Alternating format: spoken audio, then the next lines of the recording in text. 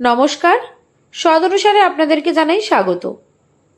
বাজারে তো ইলিশ মাছ উঠেই গেছে, তো তার জন্য আজ বানাচ্ছি ইলিশ মাছ দিয়ে একটি নতুন রেসিপি। সেটি হলো তিল ইলিশ। তো তিল ইলিশ কিভাবে বানাচ্ছি চলুন দেখে নেওয়া যাক। তার জন্য প্রথমেই একটি মশলা তৈরি করে নিচ্ছি।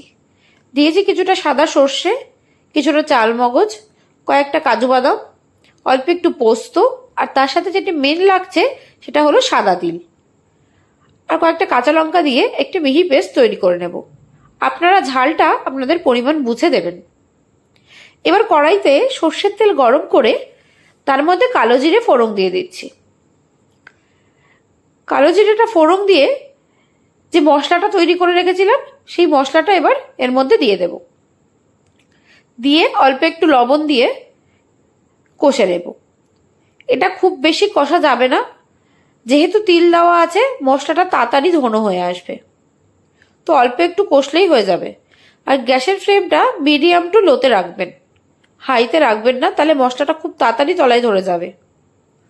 অল্প একটু কষে নিয়ে যখন হালকা তেল ছেড়ে এসছে সেই পর্যায়ে আমি পরিমাণ মতো জল দিয়ে দিচ্ছি। জলটা ফুটতে দেব। আর এদিকে আমি আগেই ইলিশ মাছটা একটু নুন হলুদ মাখিয়ে রেখেছিলাম। জলটা যখন ফুটে যাবে তখন ওই নুন হলুদ মাখানো ইলিশ মাছটা আমি এর মধ্যে দিয়ে দিচ্ছি। দেখুন এক এক করে। আমি এখানে আগে থেকে কোনো হলুদ দিলাম না, যেহেতু ইলিশ মাছটা নুন হলুদ দিয়ে মাখিয়ে রেখেছিলাম তাই আর আগে থেকে হলুদ দেইনি। মাছটা দিয়ে যদি পরিমাণ মনে হয় একটু হলুদ দিতে পারেন। মাছটা দিয়ে তার মধ্যে আমি কয়েকটা কাঁচা লঙ্কা চেরা দিয়ে এটাকে ঢেকে মাছটা সিদ্ধ হতে দেব। যখন মাছটা সিদ্ধ হয়ে যাবে তখন নামানোর সময় কিছুটা কাঁচা সর্ষের তেল দিয়ে নামিয়ে নিলেই তৈরি হয়ে যাবে তিল ইলিশ। এখানে কিন্তু ঝোলটা একটু ঘনই হবে, পাতলা ঝোল হবে না। আপনারা নামানোর সময় বুঝতেই পারবেন আমি কতটা ঝোলটা ঘন রেখেছি। দেখুন কয়েকটা কাঁচা লঙ্কা চেরাও দিয়ে দিয়েছি। মাছটা আমার প্রায় হয়েই এসছে, মাছটা সিদ্ধও হয়ে গেছে। ঝোলটা আমি আরেকটু টানিয়ে নামিয়ে দেব। আবার ঝোলটা পুরোপুরি টানিয়েও নামাবেন না, আপনারা একটু বুঝে নামাবেন। একটু ঝোলটা অল্প থাকতে নামাবেন, যেহেতু তিল দেওয়া আছে ঝোলটা নামানোর পরে কিন্তু অনেকটাই টেনে ঘন হয়ে আসবে।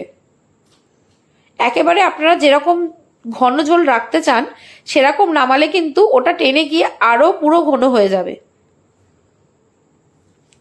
এভাবেই বাড়িতে বানিয়ে ফেলবেন একটু নতুন রেসিপি তিল ইলিশ, আর বানিয়ে আমাকে কমেন্ট করে জানাবেন আপনাদের কেমন লাগলো। আর যদি ভালো লেগে থাকে একটা লাইক করে দেবেন, আর সকলের সাথে প্রচুর শেয়ার করবেন, যাতে তারাও এভাবে বাড়িতে তিল ইলিশ বানিয়ে খেতে পারে।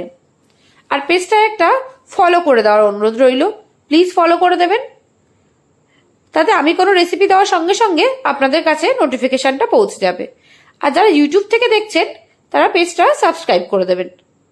আজ তবে আসি, দেখা হবে অন্য কোনো দিন কোনো এক নতুন ভিডিওর সাথে। সবাই ভালো থাকবেন, সুস্থ থাকবেন, সবাইকে ভালো রাখবেন।